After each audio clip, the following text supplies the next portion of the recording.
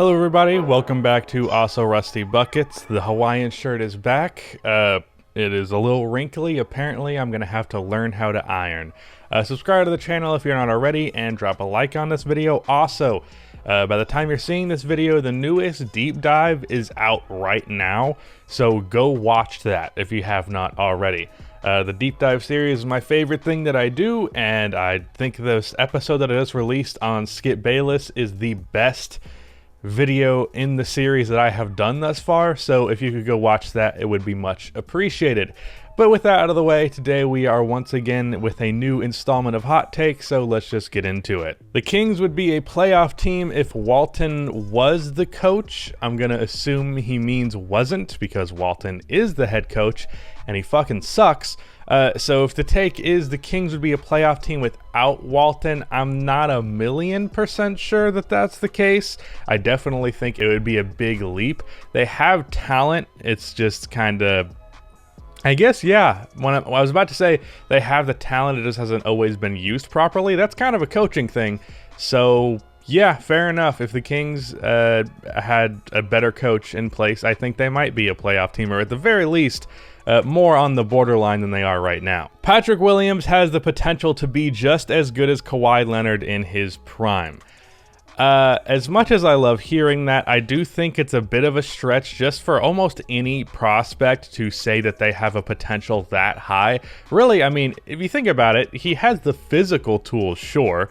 He has similar movement and all that, but to say like, oh, he has this potential, first of all, it puts a lot of pressure on the player, but second of all, sure, I mean, I guess there is the potential, because there's the potential for a lot of players to do a lot of things, but when I say this is a player's potential, I'm saying that's what I think they will be, or at the very least what they could be, and that one's a bit of a stretch. 2020 post All-Star break Russell Westbrook is the best Russ we have ever seen, or has ever been.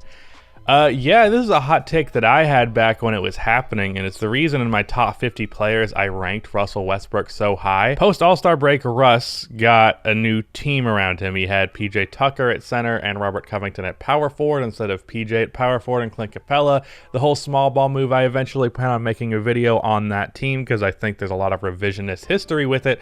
But just the fact that when Russ was on the floor, there were 4 very good shooters on the floor with him, that made his job going to the rim extraordinarily easy. Over that stretch, he shot like less than 3 threes per game, because there was just no reason for him to take the threes, because he had the space to get to the basket all the time, and that's what made Russ the most efficient and high producing point wise that he'd ever been in his career. I think over the break, after the break he averaged like 28 on like damn near 60% true shooting, which is outstanding for Russ, who's historically been inefficient. I personally think that's better than 2017 Westbrook.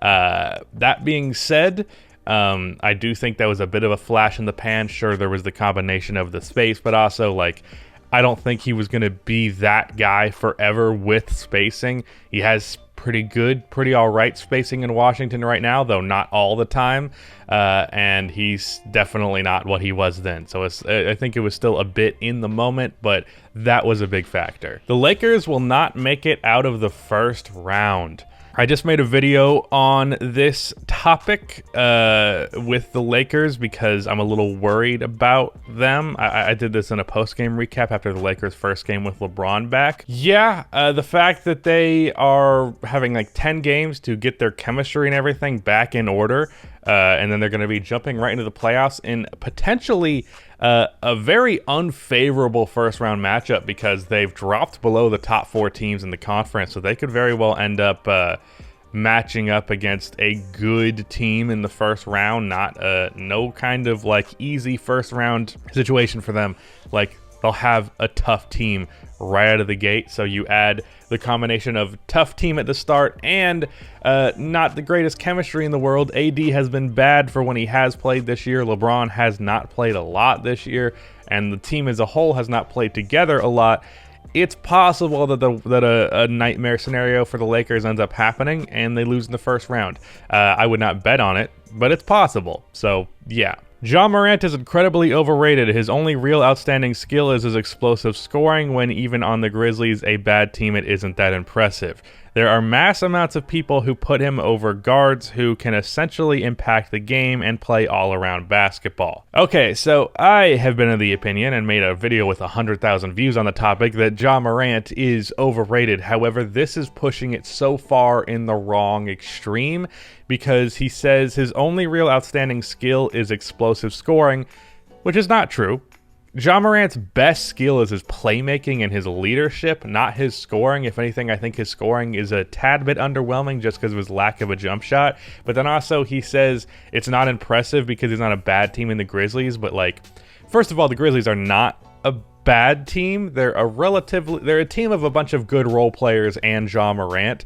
So it's not like a great team. And outside of Jaren Jackson, who's been out the entire year, he does not have a even close to star level teammate.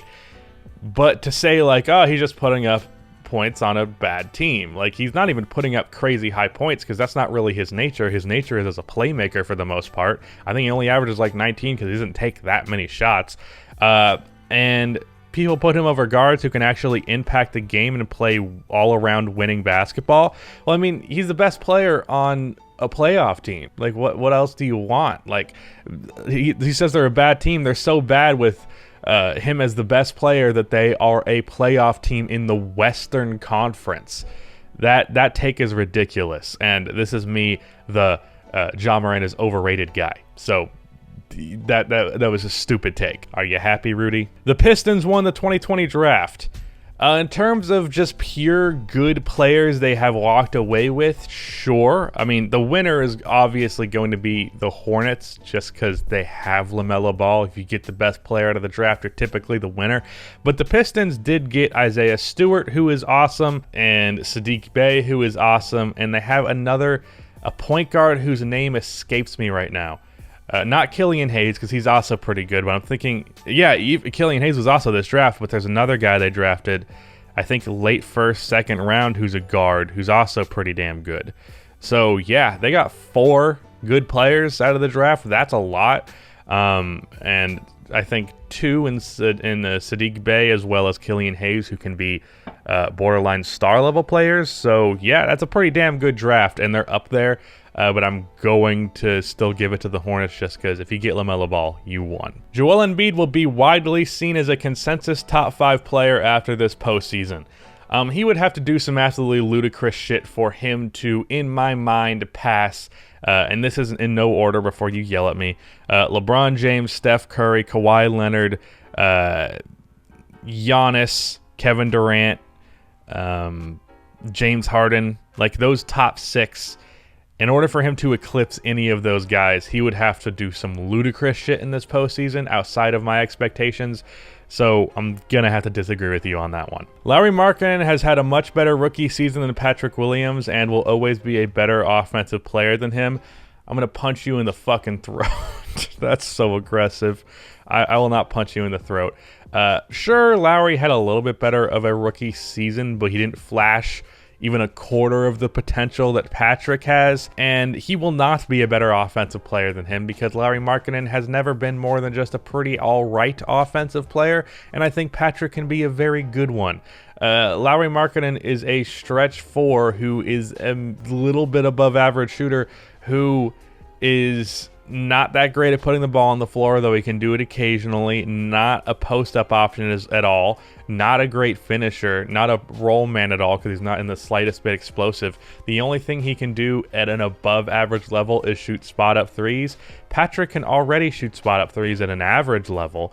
And you think he can put the ball on the floor, he can shoot the mid-range shot, he can attack the basket, he's very athletic, he can work as a roll man and a pop option, he can take it off of the dribble consistently. Yeah, Patrick is probably already a better offensive player in terms of well-roundedness than Markkanen was in his rookie year, and he's definitely going to be a better one for his career. At no point in Russell Westbrook's career was he ever better than Chris Paul.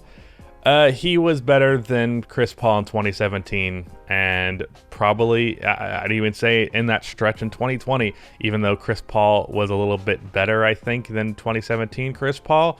Russell Westbrook had very good peaks. Like I've almost come on the other end of the direction of Russell Westbrook to where almost always I'm kind of defending him at this point, just because I've said all of the negative things that I have to say about Russell Westbrook at this point, so now I'm just defending him from the people who take it too far. I think some people still take it too far in the opposite direction, but for the most part, people seem to be realistic about how good Russ is.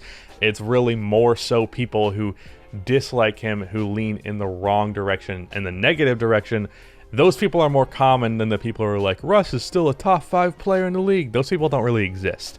So Russell Westbrook's peak was, I don't know that his peak was better than Chris Paul's, but his peak in 2017 was better than who Chris Paul was in 2017.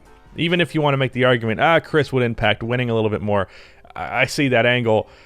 But he was at least better. And I had a deep dive about this, impact versus winning. Like, this player's more talented, but this one's more impactful. If you want to argue more impactful, I might not. Although in 2017, I don't know where the fuck I'm going with this. Let's move on to the next take. From Gary Trent Stan, Gary Trent Jr. has all-star potential. Because you don't have Jr. in your name, I'm going to assume you stan Gary Trent Jr.'s father. Gary is going to be a very good player, but I don't know that I'm quite going to say all-star. Sure, it's plausible. The thing about Gary is that he has a crazy amount of confidence and a very good jump shot, but his ability to attack the basket and really create off of the dribble is kind of subpar for what you'd want out of a guy who's not bringing anything outside of their offense. And outside of their scoring, really. So I don't think Gary will quite be an all-star. I think he can be a 20 points on really good efficiency type of guy. Like, for example, who Malik Beasley was in his first year in Minnesota. Kind of still who he is, but I think his production is a little bit lower and his efficiency is a little bit lower. But I think Gary Trent can be a very efficient and reliable 20 points per game. But his actual impact outside of that is going to be pretty much nothing, and his ability to create his own offense isn't going to be that high to where I think most people are just going to view him as like a Buddy Hield type, which is a good player but not an all-star. So that was Hot Takes. Again, go check out that newest deep dive if you had not already, but shout out to Rudy for editing this video. That is the end of this video. Please be sure to like and subscribe for NBA content like this, and cue the outro music.